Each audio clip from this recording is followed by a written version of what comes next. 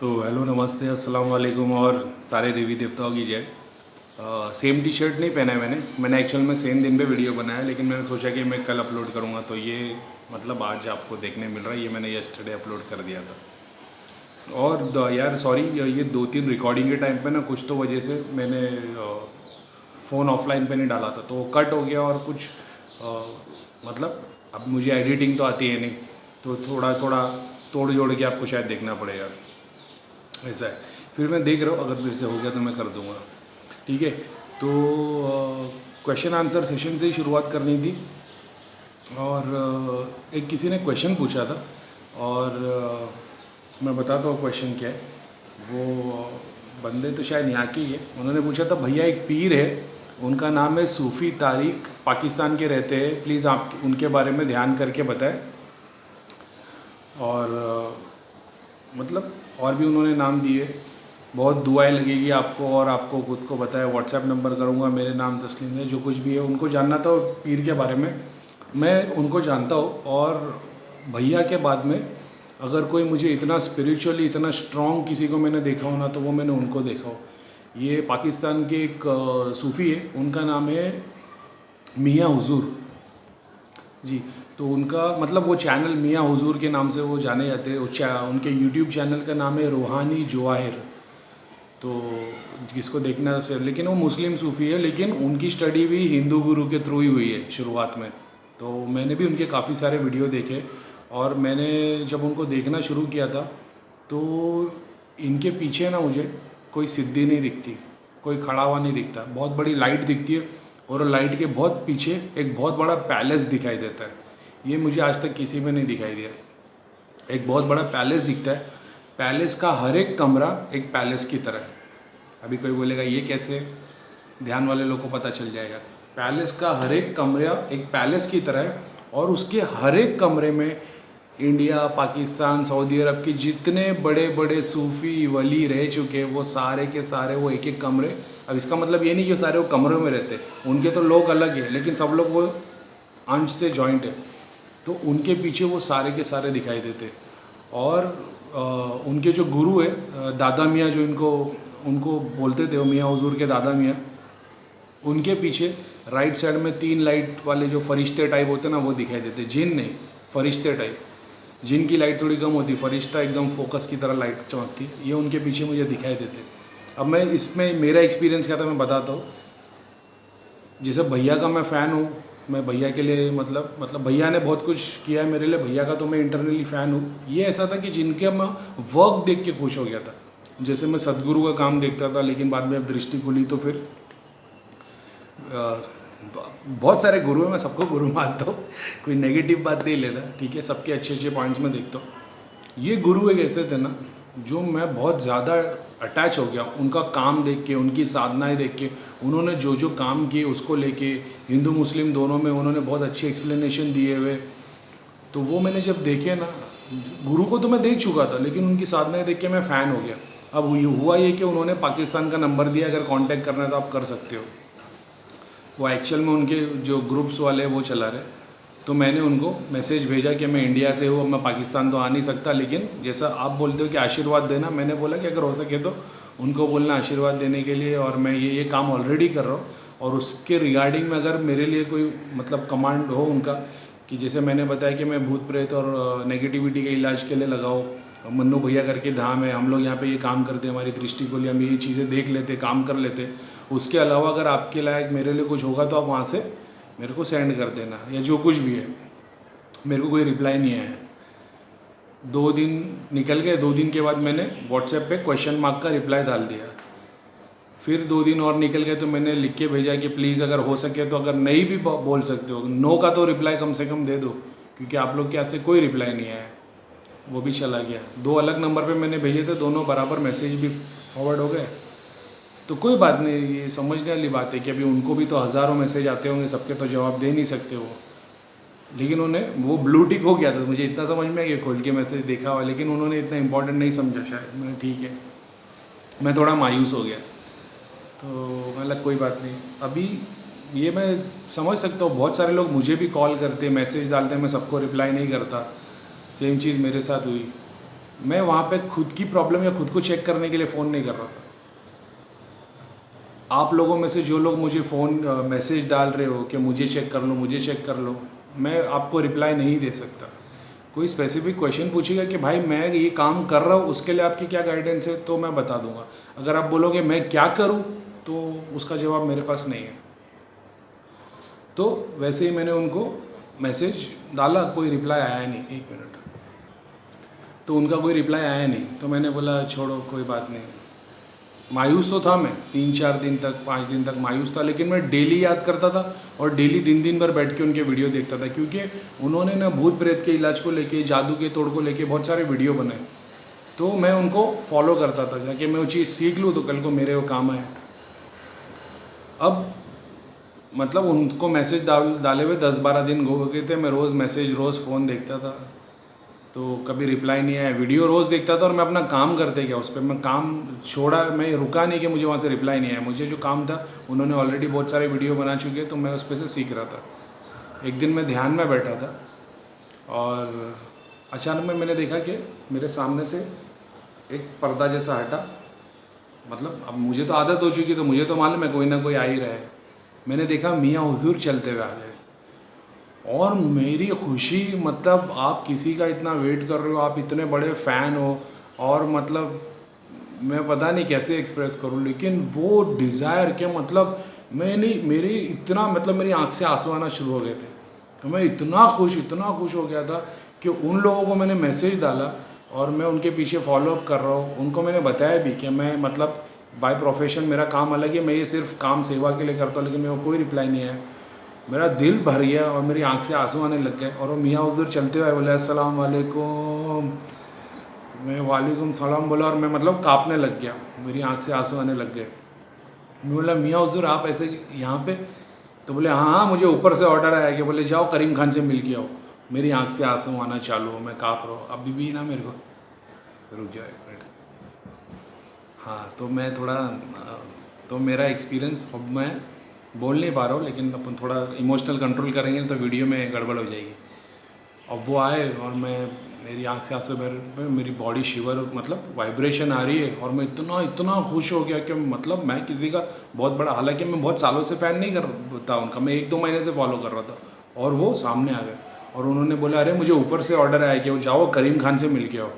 अरे मैं इतना खुश हो गया, और मैंने ऐसे बोला आप मैं बताओ क्या करूँ। तो बोले कोई नहीं, क्या करते हो तुम, क्या पढ़ते हो? मैंने बताया मैं सूरह इखलास पढ़ता हूँ। बोले बस वही बहुत है, बस उसी को तिलावत करो। और उन्होंने 2-4 चीज़ बताई कि मुझे ये पढ़ना है, तो मैंने इजाज़त मांगी कि मैं सूरह फातिहा पढ़ना चाहता हूँ, ये पढ़ना चाहता हूँ। तो उन्होंने बोले हाँ, सारे पढ़ने की इजाज़त, आपको बिल्कुल पढ़ने की इजाज़त है, ठीक है। और वो 2 मिनट तक बात की उन्होंने, बोले ठीक है। और फिर बोले और उन्होंने मेरे को कुछ चीज़ें बताई, मैं वो नहीं बता सकता, लेकिन ठीक है। और मेरे को बताया कि सूरह इखलास की तिलावत कंटिन्यू करते रहो, हाँ बस वही चलता है। हाँ सही है। तो मैंने बोला मन्नू भैया करके गुरु है जो मेरे, हाँ बोले मुझे पता है, हाँ सही है वो। और 2-3 टिप्स और मुझे दिए कि मुझ पर, बोले नमाज़ कुरान सब बराबर पढ़े करो टाइम पे, ठीक है, वो चीज़ ज़्यादा इंपॉर्टेंट है, बाकी कोई फ़िक्र करने की ज़रूरत नहीं।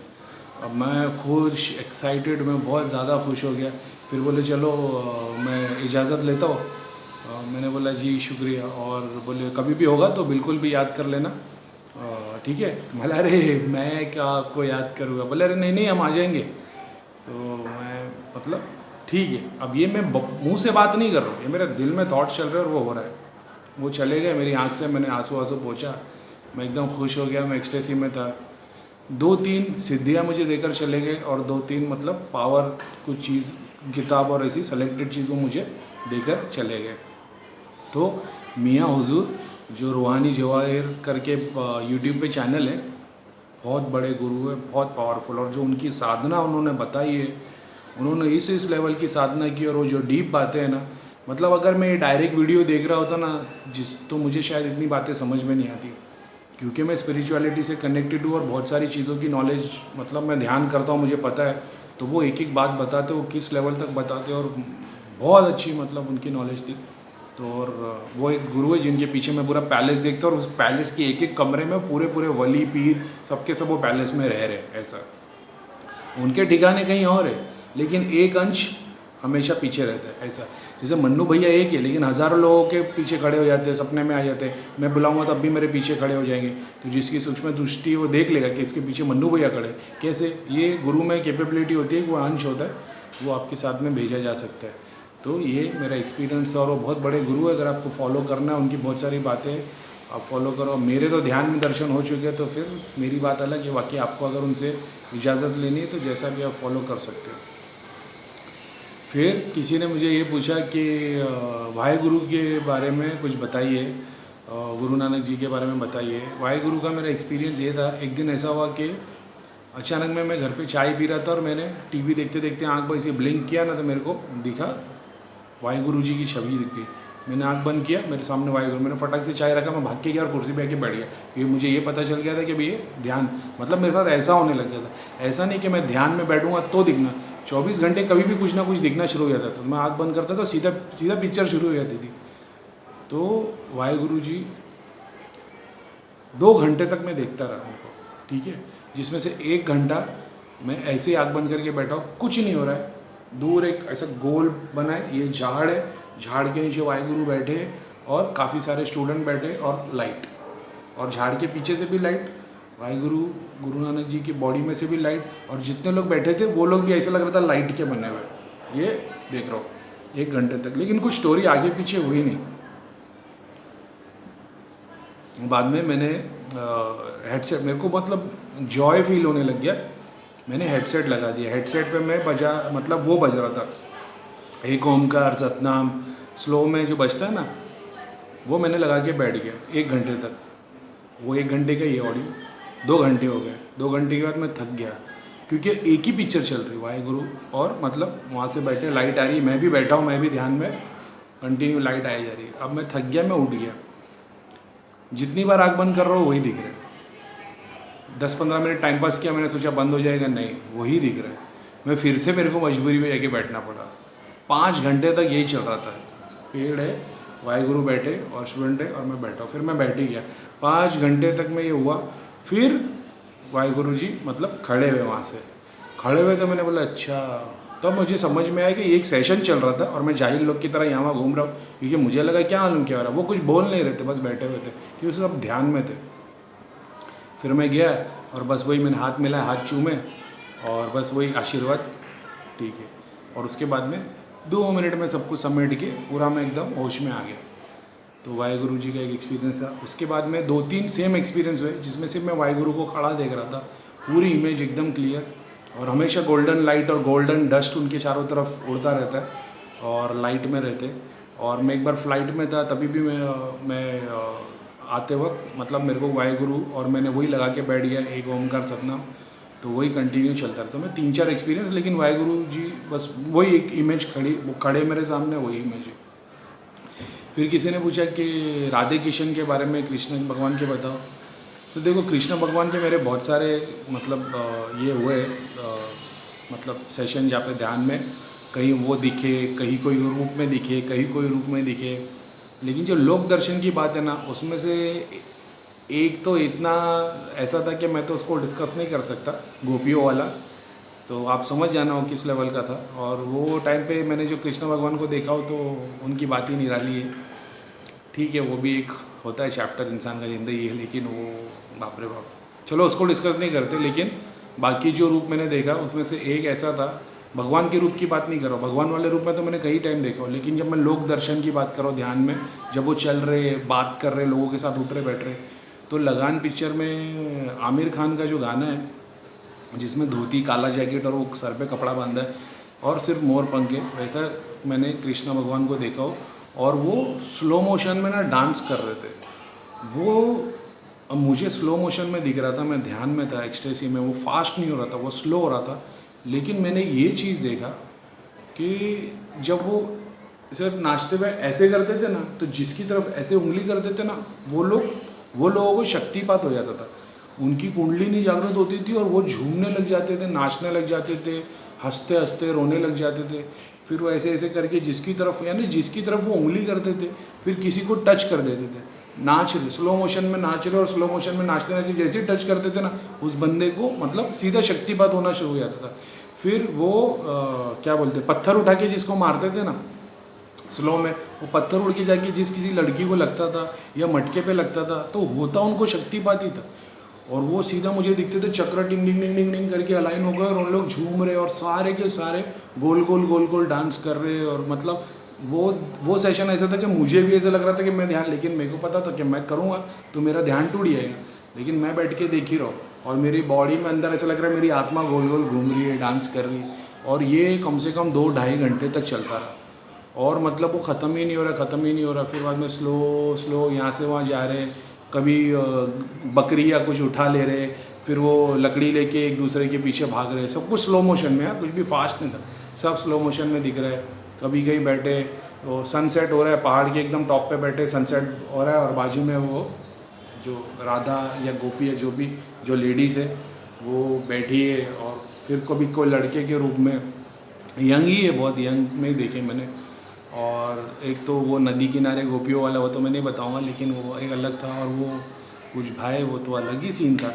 और फिर बाद में गाय के साथ में खेलना और ऐसे बहुत सारे मैंने मतलब श्री कृष्ण के बहुत सारे अलग अलग विजन देख चुका हूँ। और 1 मिनट, हाँ। और उसके बाद में फिर किसी ने पूछा कि अब्दुल कादिर जिलानी जो वली रह चुके उनके बारे में कुछ बताओ।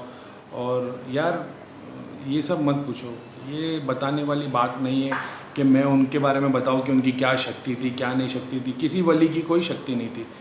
आपके पहले जितने पैगंबर आए किसी की शक्ति नहीं थी, शक्ति सारी खुदा की थी। वो खुदा को दुआ करते थे और खुदा वो काम करता था। तो ये बात को समझ लो।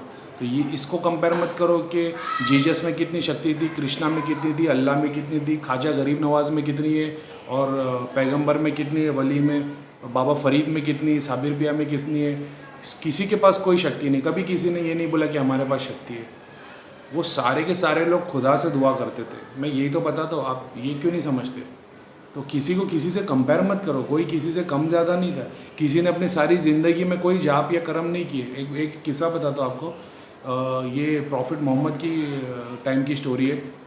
एक प्रॉस्टिट्यूट थी, एक औरत जो बेचारी मतलब उसको गलत काम करना पड़ता है, उसकी मजबूरी थी।